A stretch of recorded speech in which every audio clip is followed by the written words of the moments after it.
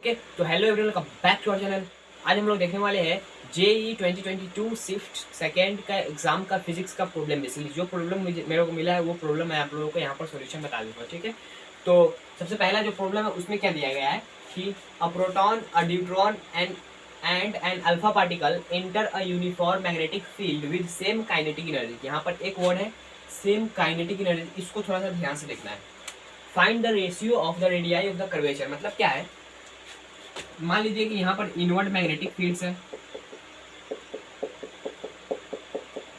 ठीक है, magnetic fields invert है।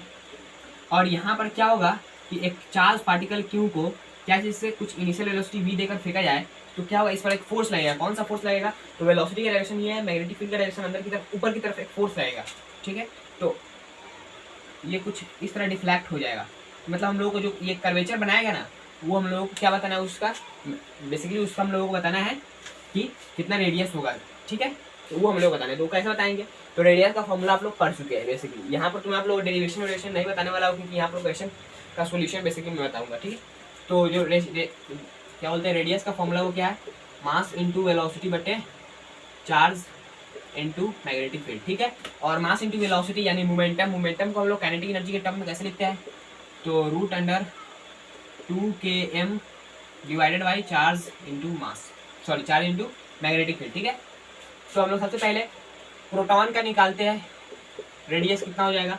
तो प्रोटॉन का बेसिकली क्या है, काइनेटिक एनर्जी यहाँ पर सेम है, तो 2 कांस्टेंट है, काइनेटिक एनर्जी सेम है। उसके बाद मास, प्रोटॉन का मास कितना है, तो एक यूनिफाइड मास होता है यू, जिसका वैल्यू होता है 1.67 इंटू 10⁻⁻27 kg। ठीक है, तो यूनिफाइड मास 1 यूनिट है, तो सिर्फ यू लिख लेंगे। ठीक है, डिवाइडेड बाई चार्ज कितना है, तो ई है। ठीक है, ई का वैल्यू कितना होता है 1.6 इंटू 10⁻⁻19 कूलम। ठीक है, और उसके बाद मैग्नेटिक फील्ड एकदम सब में बराबर होगा। ओके, अब रेडियस निकालते हैं किसका, तो ड्यूट्रॉन का।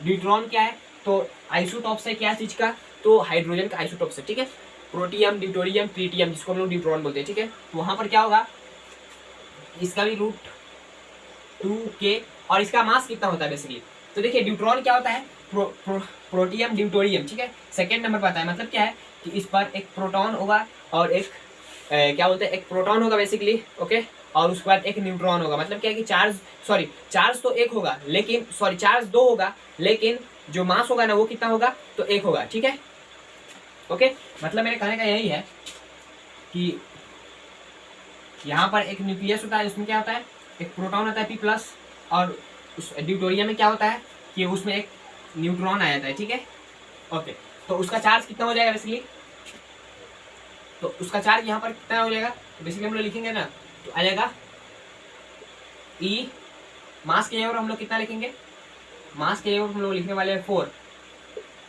ठीक है, सॉरी 2 2 2। तो अब देखेंगे कि यहाँ पर जो मास होगा, मास वो कितना हो जाएगा, तो यहाँ पर 2u, क्योंकि जो ड्यूटोरियम होता है उसमें एक न्यूट्रॉन होता है और एक प्रोटॉन होता है। ठीक है, तो दोनों का मास जुड़ के 2u।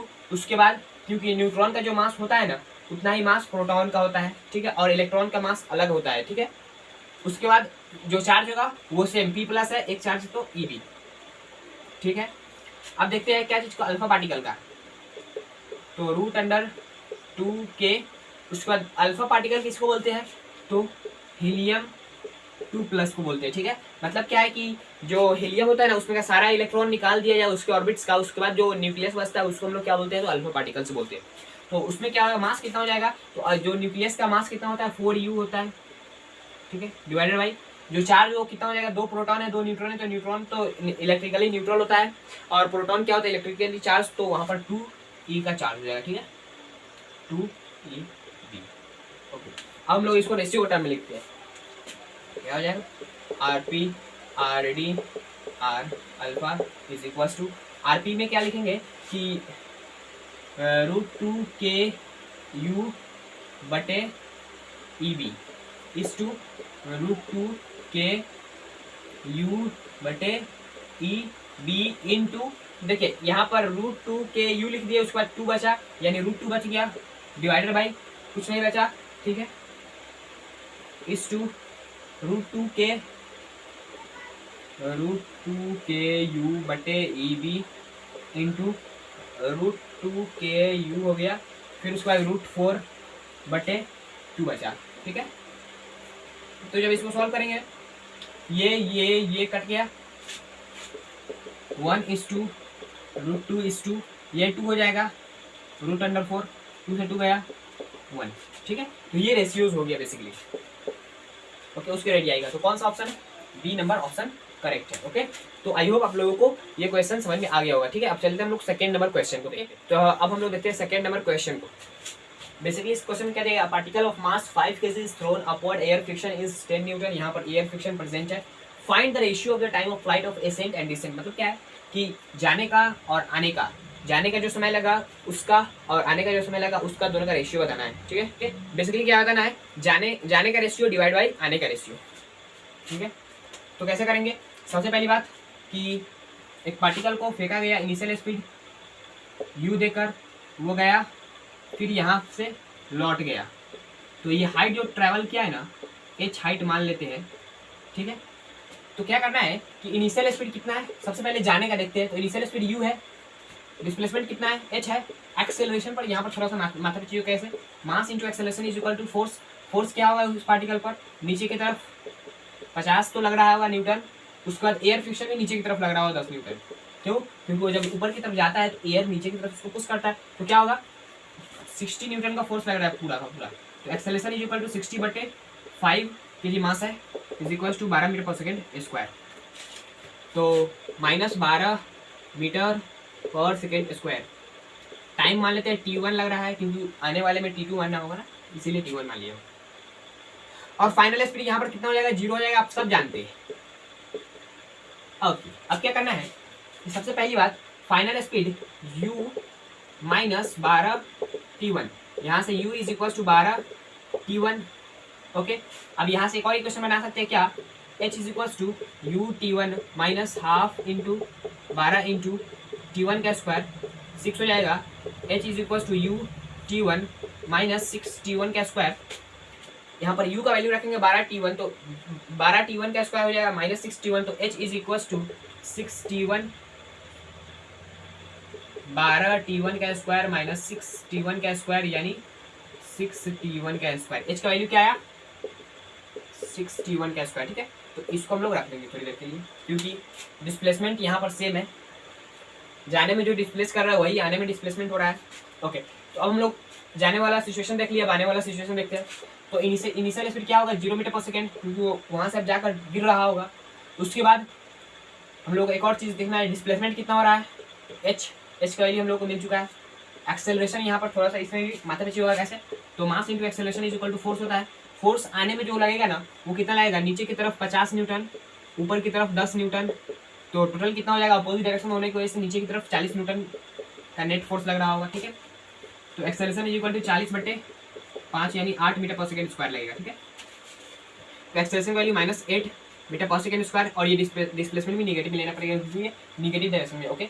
अब उसके बाद टाइम कितना होगा, तो टाइम का वैल्यू t2 लिख देते हैं, ठीक है। तो minus h is equal to ut में 0 है, तो 0 लेते के पूरा डूब जाएगा, तो हाफ इंटू 8 इंटू t2 का स्क्वायर, ये 4 हो जाएगा, ये माइनस माइनस कट जाएगा।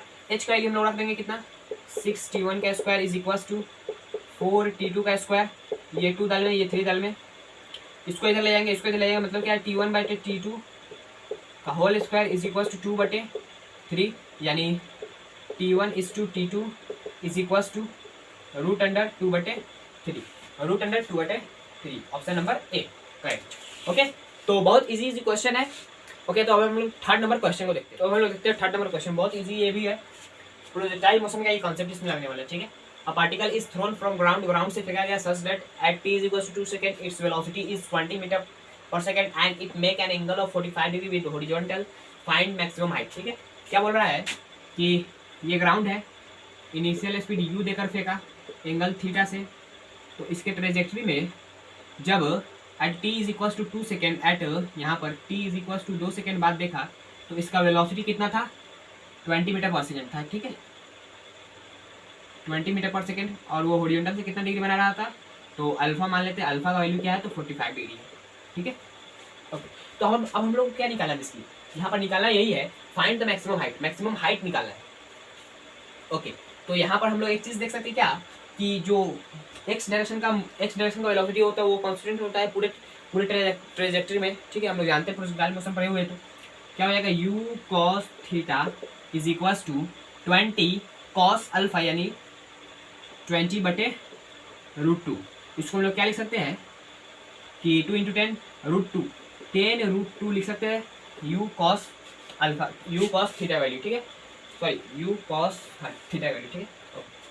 अब हम लोग क्या देखना है बेसिकली, यहाँ पर initial speed in y direction देखते हैं, तो क्या हो जाएगा यू साइन थीटा, उसके बाद final speed in y direction कितना हो जाएगा, तो 10√2 हो जाएगा। क्यों, क्योंकि यहाँ पर 45 डिग्री बना रहा है, तो ये भी जितना कंपोनेंट होगा वही भी उतना ही होगा, करके देख लीजिए, 20 साइन 45 करके देख लीजिए। उसके बाद एक्सेलरेशन तो आप लोग जानते ही है, -10 मीटर/सेकेंड²।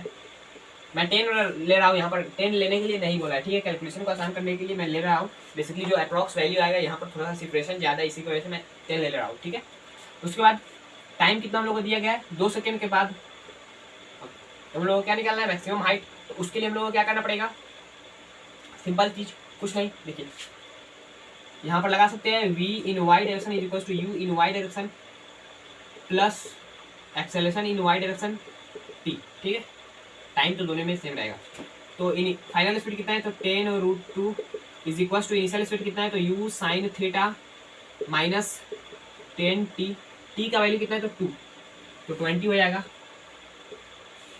ये इधर आएगा तो कितना हो जाएगा, u sine theta is equals to 20 को हम लोग क्या लिख सकते हैं बेसिकली, तो 20 को हम लोग लिख देंगे √2 × 10 लिख सकते हैं, ठीक, इसको हम लोग यहाँ पर लिखते हैं, ठीक, क्या हो जाएगा, तो 10√2 × √2 प्लस 10√2, तो क्या हो जाएगा, 10√2 को कॉमन कर लेंगे तो √2 + 1 हो जाएगा, ठीक है। तो u साइन थीटा का वैल्यू आ गया। अब मैक्सिमम हाइट का हम लोग फॉर्मूला क्या पढ़े हुए हैं कि u² साइन स्क्वायर थीटा/2g, u² साइन स्क्वायर को हम लोग क्या लिख सकते हैं, तो u साइन थीटा का होल स्क्वायर/2g लिख सकते हैं।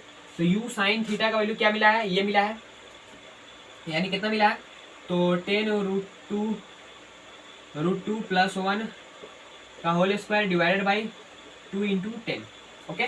तो इस वैल्यू को हम लोग यहाँ पर लिखते हैं कैलकुलेट करने के लिए। तो इसका स्क्वायर करेंगे तो कितना हो जाएगा, 100 × 2, तो 200 × √2 का स्क्वायर 2 + 1 का स्क्वायर 1 प्लस 2√2 डिवाइडेड बाई 20, तो 20 से ये 20 गया 10 हो गया, तो इसको मल्टीप्लाई करेंगे तो कितना हो जाएगा, 20 + 10 + 20√2, ठीक है। तो यहाँ पर क्या हो जाएगा बेसिकली 20 × 1.41 यानी 28.2, यानी हो जाएगा कितना, इंटू 10 करेंगे ना, इंटू 10 यानी 28.2, ठीक है। तो 28.2 यानी 20 + 10 30 + 28.2 यानी 0.2 8 और 5, देखिए 58.2, तो 58.27 अप्रॉक्स वैल्यू ये आ रहा है, ठीक है।